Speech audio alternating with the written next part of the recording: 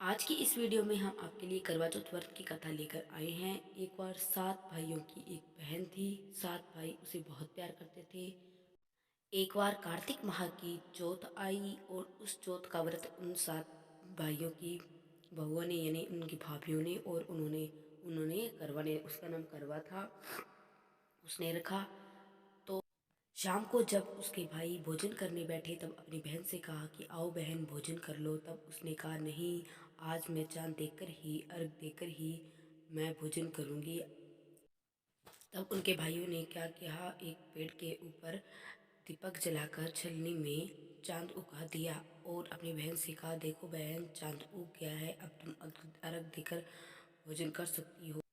वह चंद्रमा समझकर अर्घ देकर भोजन कर लिया और जब वह भोजन करने बैठी तब उसने एक निवाला लिया। तब उसमें उसको छींक आ गई, दूसरे निवाले में बाल आ गया और तीसरे निवाला लेने लगी तब उसके पति का बीमार होने का समाचार आ गया।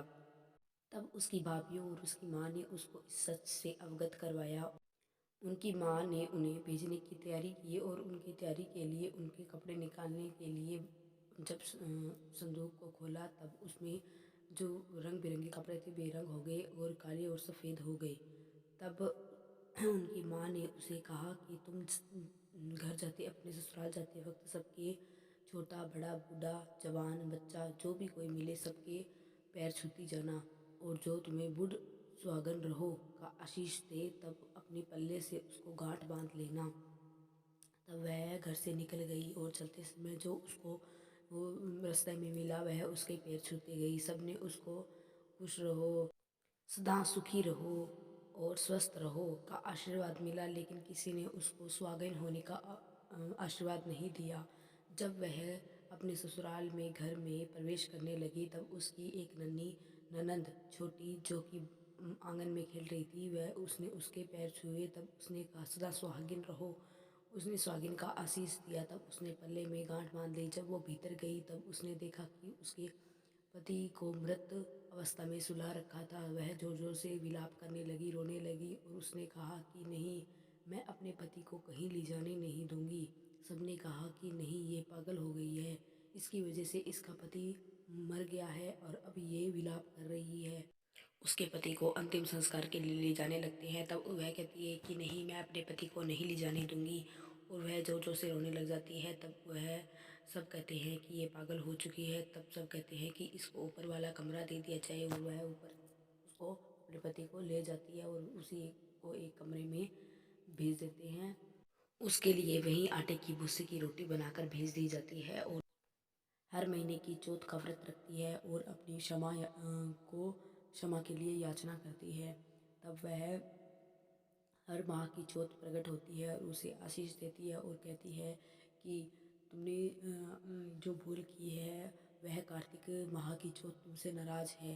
तब कार्तिक माह की चौथ आए तब माँ से तुम माफ़ी मांगना और क्षमा याचना करना, और ज़रूर तुम्हें अवश्य ही सुहागिन होने का वर देंगे और वरदान देंगे।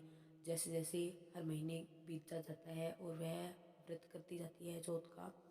लेकिन जब कार्तिक आश्विन माह की चौथ आती है तब वह कहती है कि जब कार्तिक माह की चौथ आई तब आप 16 श्रृंगार रखना। और ऐसे करते हुए जब कार्तिक माह की चौथ आती है तो कहती है दुष्ट, तूने मेरा व्रत भंग किया है और तूने बहुत बड़ा पाप किया है, इसलिए तू तेरे पति को मृत कर दिया गया। और करवा अपनी भूल के लिए माफ़ी मांगती है और कहती है हे माँ, मुझे माफ़ कर दो, मैं अज्ञानी और पापी हूँ। तब माँ उसे वरदान देती है कि ठीक है, सदा सुहागिन रहो। और उसका पति जिंदा हो जाता है। तब वो दोनों चौपड़ पासा खेलते हैं। जब जब उसकी ननद रोटी देने के लिए आती है तो वह देखती है कि भाई और भाभी दोनों चौपड़ पासा खेल रहे हैं और हंस रहे हैं, बातें कर रहे हैं। तब वह जाकर अपनी मम्मी से कहती है और अपनी माँ को बताती है कि भाई और भाभी दोनों चौपड़ पासा खेल रहे हैं, हमारा भाई जीवित है, मृत नहीं है। लेकिन वो उसकी बात पर विश्वास नहीं करती, लेकिन वो बार बार इस बात को दोहराती है। फिर उसको उसकी माँ उसे देखने के लिए ऊपर जाती है। तब जाती है तब दोनों खेल रहे होते हैं, हंस रहे होते हैं और आपस में बातचीत कर रहे होते हैं। तब वह अपनी सास के पैर छूती है और आशीर्वाद लेती है और कहती है कि माँ जी देखो, चौथ माता ने मुझ पर कृपा की है और मेरे पति को जीवित कर लिया, आपके बेटे को जीवित कर दिया। अब आप अपने बेटे के स्वागत की तैयारियां करो और चौथ माता को धन्यवाद करो।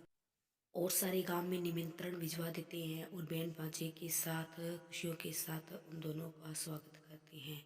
तो हे चौथ माता, जैसे आपने करवा को उसके पति का के लिए वरदान दिया, वैसे ही सब गृहिणियों को, सब सुहागिनों को वर दीजिए कि सदा सुहागिन रहे, सौभाग्यवती रहे।